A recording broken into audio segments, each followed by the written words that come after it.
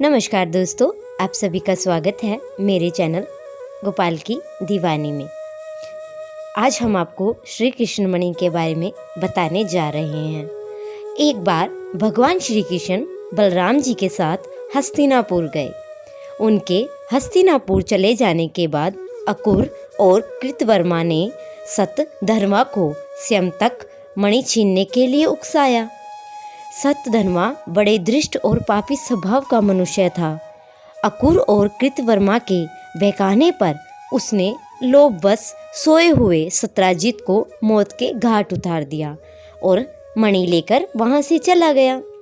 सतधर्मा द्वारा अपने पिता के मारे जाने का समाचार सुनकर सत्यभामा शोकातुर होकर रोने लगा।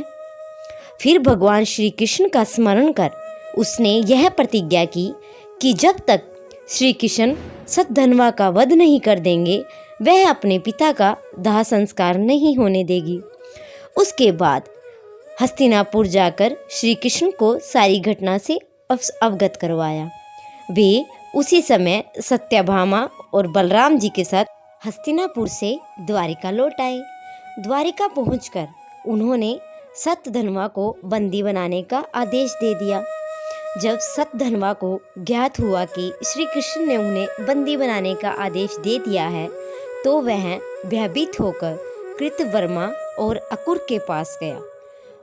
उनसे सहायता की प्रार्थना की, किंतु उन्होंने सहायता करने से इनकार कर दिया।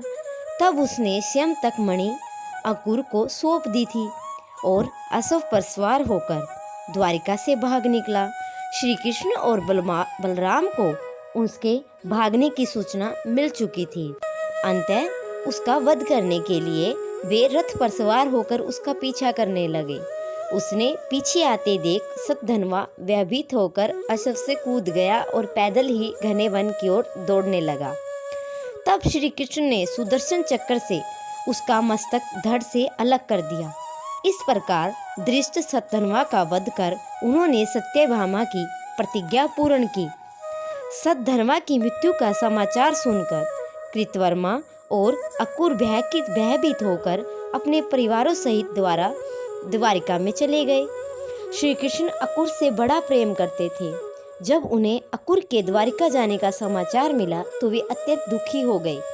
उन्होंने उसी क्षण सैनिकों को आज्ञा दी। वे अकुर जी को सम्मान द्वारिका वापस ले आए। शीघ्र ही अकुर को ससम्मान द्वारिका लाया गया।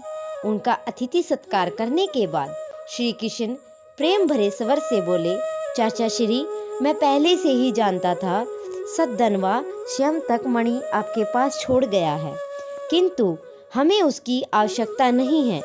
आप बड़े धर्मात्मा और ज्ञानी हैं, इसलिए आप अपने ही पास रखें। यह बात सुनकर अकुर की आंखों में आंसू बह निकले।